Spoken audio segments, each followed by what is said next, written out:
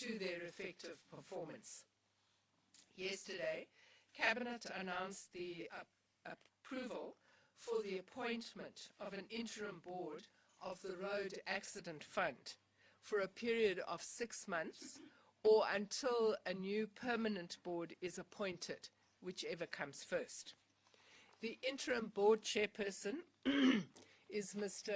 Kenneth Brown, who currently serves on the board of the DBSA and worked for National Treasury for a period of nearly 20 years, and Ms. Nonhlanhla Mabusela Agwere is the vice chairperson.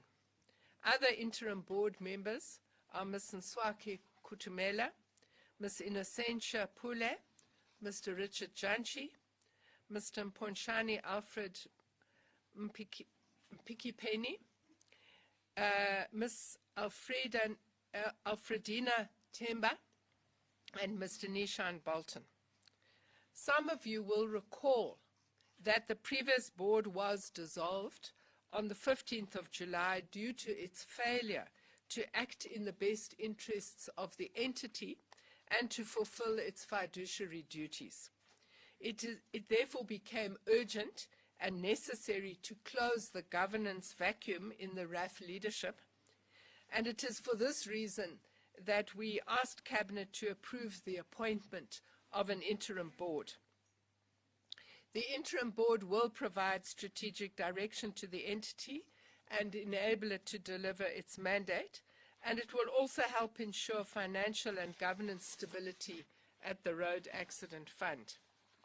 Last night, myself and Deputy Minister had the opportunity to meet with the interim board and to share with them current governance challenges at the Road Accident Fund and to request them to address deficiencies in governance and control systems, including frequent occurrences of default judgments against the Road Accident Fund. We stressed that the interim board must initiate a process of filling vacant executive positions that are critical to the mandate of the fund.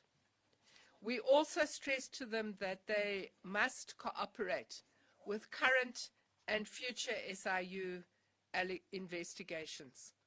Colleagues will recall that there is a current SIU investigation at the Road Accident Fund, and following whistleblower reports that were given to us by the chairperson of SCOPA, we have written to both the President and the SIU to ask them to expand the scope of their investigations.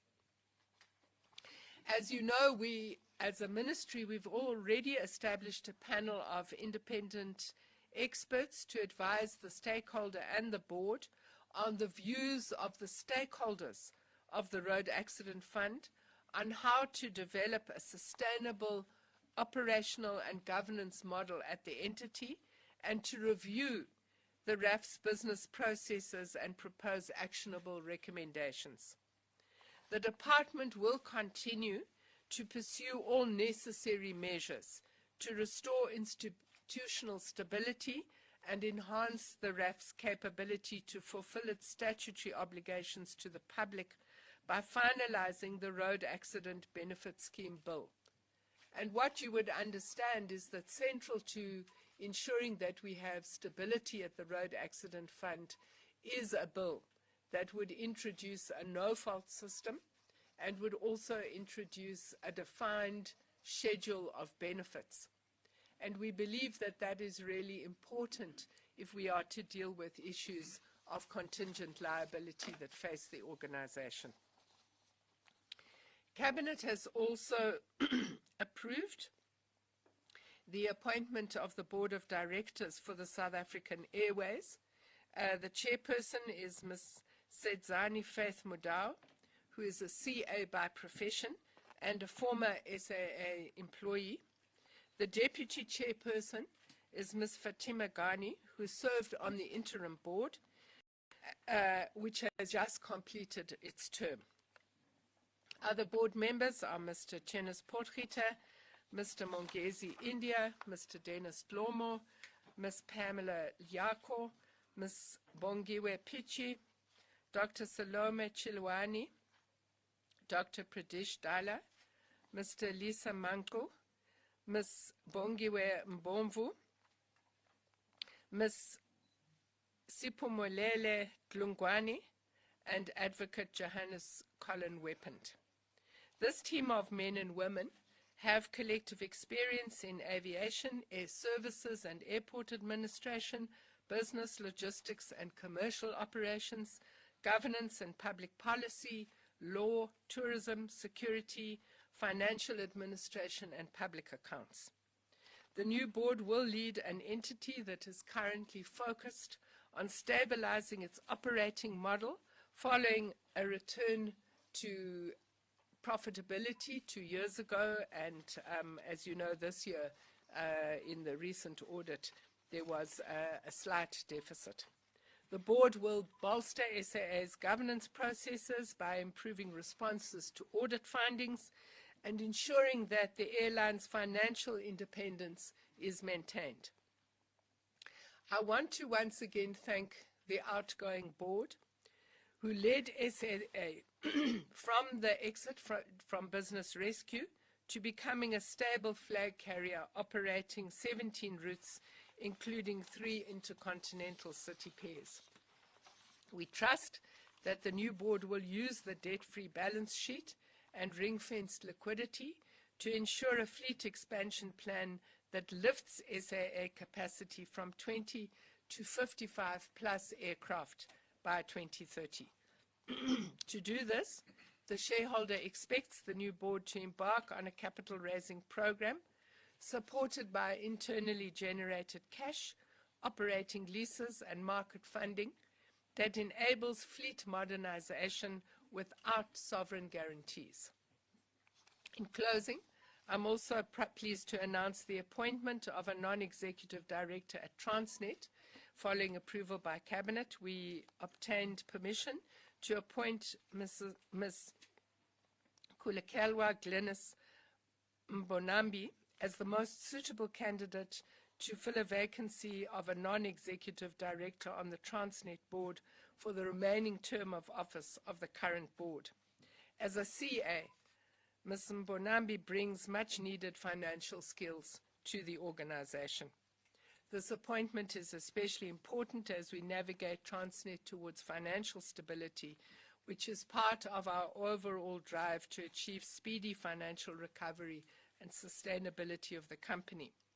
Important determinants for gaining required operational efficiencies so desperately needed in freight logistics, port services, and contributing to overall trade growth and job creation. The appointment will be aligned to the remaining period of the board's first term, which is due to expire in July 2026. Thank you very much.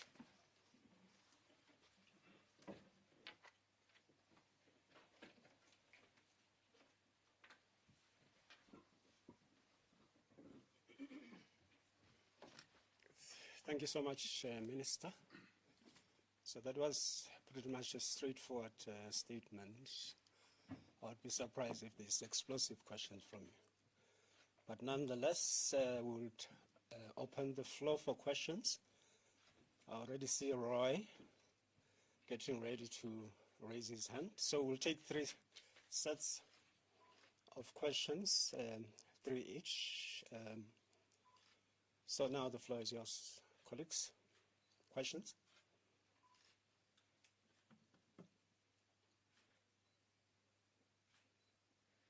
But also online, where is Marcus? There's no question at the moment. There's no question necessary at the moment. Okay. Right. Right.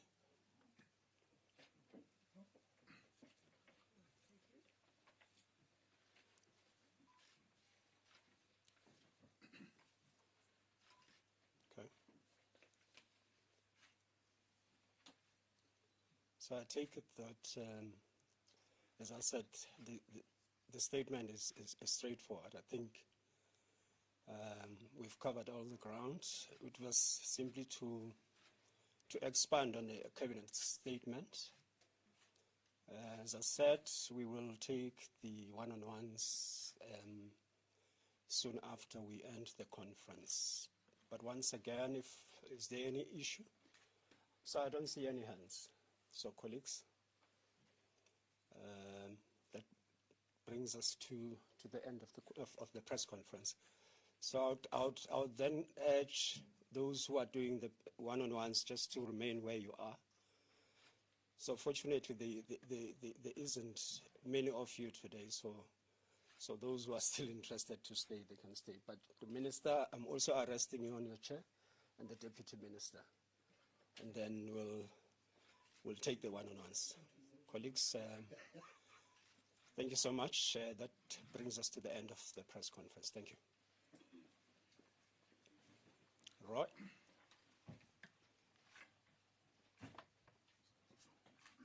If you can come through, Roy.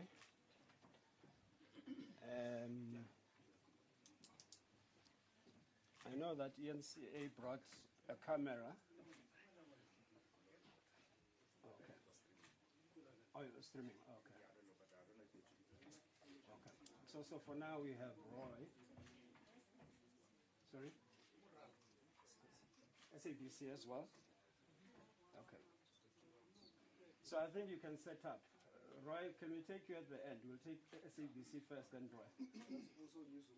Also newsroom as well. Okay. So we'll start with SABC and then. Okay, yeah. Let's set that up. SABC, if you can, you're going to set up here. Where's Marcus? How's the family?